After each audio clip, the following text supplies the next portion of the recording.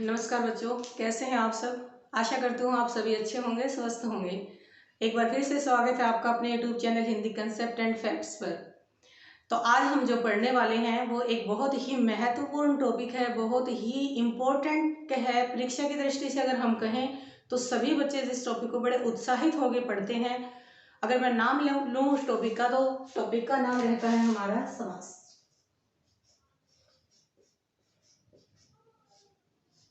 समास हर बच्चा इस टॉपिक को जानता है, इसके बारे में कुछ ना कुछ जरूर जानता है। सभी ने इस टॉपिक को पढ़ा है और आप सब जानते हो कि परीक्षा में इस टॉपिक का बहुत महत्व रहता है। तो बड़े अच्छी प्रकार से, बड़े आसान तरीके से इस टॉपिक को हम पढ़ेंगे। तो चलो करते हैं शुरुआत।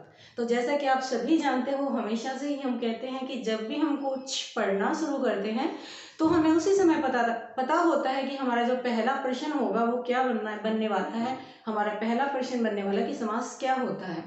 लेकिन उससे भी पहले हम जो पढ़ेंगे वो पढ़ेंगे समास का शाब्दिक अर्थ क्या होता है। समास का शाब्दिक अर्थ क्या होता है? तो समास का शाब्दिक अर्थ होता है संक्षेप।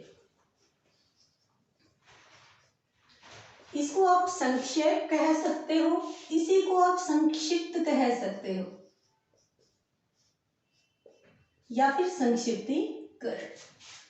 संक्षेप या संक्षिप्त। संक्षेप का अर्थ क्या होता है? छोटा। संक्षिप्त छोटा।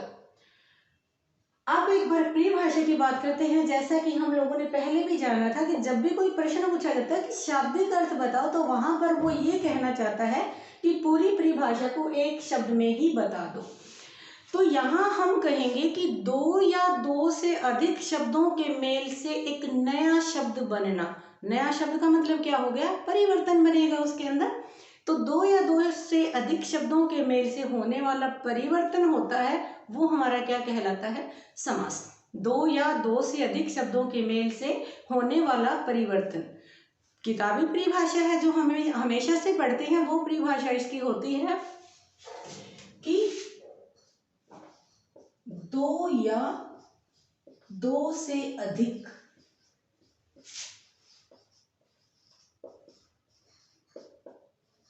शब्दों के मेल से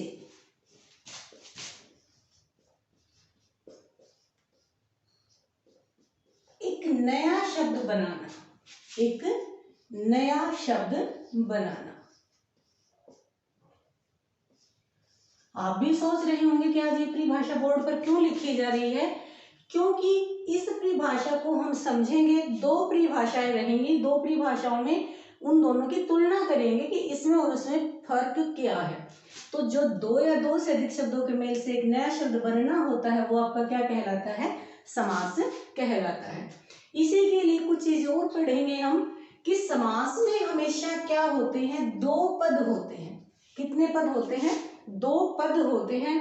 पद का मतलब हमारी जो सबसे पहली वीडियो थी उसी में हमने पढ़ लिया था। जब इकट्ठे लिख रखे हैं शब्द आपने, तो वहां प्रत्येक शब्द को हम क्या बोलते हैं? पद बोलते हैं। अगर वो अकेले लिख रखे हैं तो क्या होते हैं? स्वतंत्र। तो कम से कम दो शब्दों का होना अनिवार्य होता है। कहाँ पर? शब्द। जब आप तोड़ते हो तो उसके दो टुकड़े कम से कम होने चाहिए, तभी क्या बनेगा? आपका समास बनेगा। जैसे हमने पढ़ लिया राजपुरुष। राजपुरुष। तो यहां पर अपने पास दो पद हैं, एक पद ये है और एक पद ये है। एक राजा और एक पुरुष, दो हैं। तो जो आपका पहला पद होता है, पहला, उसे हम पूर्व पद बोलते हैं। पूर्व पद। और जो दूसरा पद होता है उसे हमेशा क्या कहा जाता है? उत्तर पद। तो समास में कितने पद होने जरूरी होते हैं? दो पद होने जरूरी होते हैं, पूर्व पद और उत्तर पद। बहुत बार ऐसा होता है, हम कोई भी प्रश्न पूछते हैं कि यहाँ क्या समास बनेगा, यहाँ क्या समास बनेगा। ये चीज याद रखेंगे कि हर शब्द में समास या हर शब्द में संधि नहीं होती है। कम से कम दो पद होने चाहिए, लेकिन ये भी जरूरी नहीं है कि दो पद हो गए तो ही समास बन गया, तो ही संधि हो गया। ऐसा भी कुछ नहीं होता है। यह एक चीज और मैं आपको बताना चाहूंगी। मैंने बोला शब्दों के मेल से होने वाला परिवर्तन क्या होता है? समास। ऐसा ही आप कहीं ना कहीं संधि में भी पढ़ते हो, लेकिन संधि में क्या होता है? संधि में वर्णों के मेल से परिवर्तन होता है। जब दो वर्णों को जोड़ते हो तो क्या बनती है आपकी संधि बनती है, वो भी विकार सहित। और जो दो शब्दों को आप जोड़ते हो तो आपका क्या बनता है, समास बनता है विकार सहित। तो यहाँ कभी आप सोचो मैं परिवर्तन बोल रही हूँ तो यहाँ की संधि की पढ़ाई जा रही है, संधि नहीं है, ये क्या है आपका समास। तो सबसे पहले दो टुकड़े होने जरूरी है किसी भी शब्द के लिए समास करने के लिए। तो दो पद, पहला पद पूर्व पद और दूसरा पद क्या कहलाएगा, उत्तर पद। उसके बाद एक चीज और याद रखनी होगी हमें, एक होता है समस्त पद।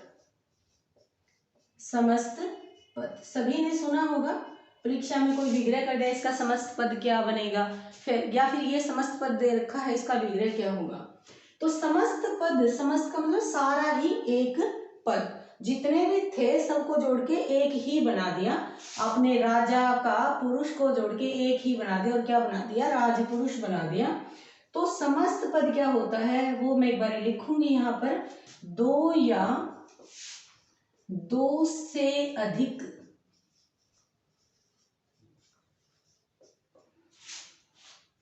शब्दों के मेल से,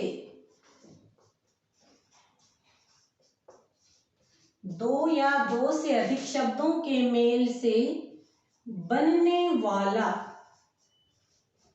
नया शब्द समस्त पद कहलाता है। दो या दो से अधिक शब्दों के मेल से बनने वाला नया शब्द समस्त पद कहलाता है। तो यहाँ बच्चों को सबसे ज्यादा प्रॉब्लम आती है किस चीज में, समस्त पद और समास में। बच्चों को लगता है कि समास और समस्त पद दोनों की एक ही तो परिभाषा है, फर्क क्या है। यहाँ हमने लिखा है दो या दो से अधिक शब्दों के मेल से एक नया शब्द बनना समास, और यहाँ मैंने लिखा है दो या दो से अधिक शब्दों के मेल से बनने वाला नया शब्द क्या कहलाता है, समस्त पद। फर्क क्या है, बार बार पढ़ के देखते हैं बच्चे इन परिभाषाओं को, उनको समझ में ही नहीं आ पाता कि यहाँ पर फर्क क्या है। दोनों की दोनों एक चीजें हैं, लेकिन ये दोनों की दोनों एक चीज नहीं है, दोनों के अंदर ही बहुत ज्यादा फर्क होता है। क्या फर्क होता है वो आप देखेंगे। देखो जब भी कोई कार्य किया जाता है तो वो कार्य एक झटके में नहीं होता, उसकी एक प्रोसेसिंग होती है, एक प्रक्रिया होती है हर कार्य को करने के लिए। किसी भी काम को करने की जो प्रक्रिया होती है वो क्या होती है, समास। और जब वो काम कंप्लीट हो जाता है पूरी तरह से तो वो क्या बनता है आपका, समस्त पद बनता है। जैसे कि मैं आपको बता रही हूँ, छोटे से एग्जाम्पल के साथ ही बता रही हूँ आपको। एक कपड़ा लेके उसको काट पीट कर फिर उसकी सिलाई की जाती है, उसको सिलाई की जा रही है, उस समय हम क्या बोल रहे हैं कि सिलाई का काम चल रहा है। उसको बनाने की एक शर्ट बनाई जा रही है उससे, तो जब तक वो कंप्लीट नहीं हो जाते हम उसे शर्ट नहीं कहते बल्कि क्या है उसकी सिलाई चल रही है। लेकिन जब वो कंप्लीट हो जाती है तो हम क्या बनेंगे, शर्ट बनेंगे, हम क्या कहेंगे, शर्ट बन गई। तो जो शर्ट बनाने की प्रक्रिया चल रही थी, काम चल रहा था, वो क्या था, समास। और जब वो शर्ट तैयार होगी तो वो क्या बन गया, समस्त पद। अगर हम लिख रहे हैं कि राजा का पुत्र,